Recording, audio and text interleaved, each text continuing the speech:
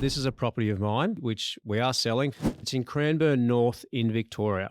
We've probably had this property now for, I'm going to say 10 years.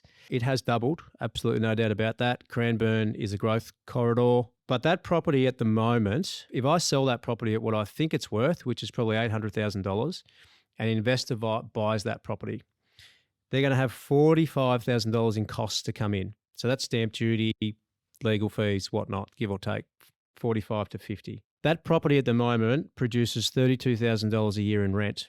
Now, if I come into that property and I buy that property off myself and I borrow 100% of the value, which mum and dads are all doing because they've still got mortgage debt, at 5% a year, I've gone in, I've looked at what the landlord's insurance and building insurance cost, land tax, agents fees, compliance, smoke alarms.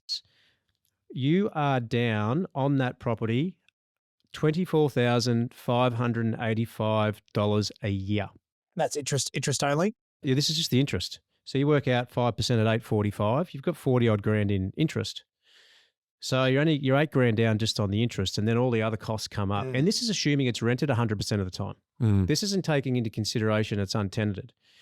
So you're actually down $472 a week.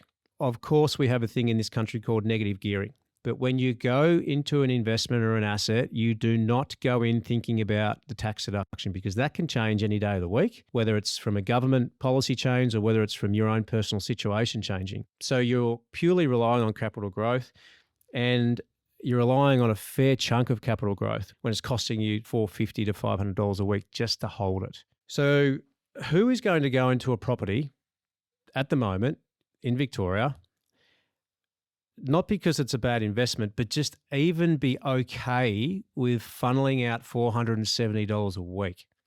That's a big ask for a lot of people, particularly in the current environment.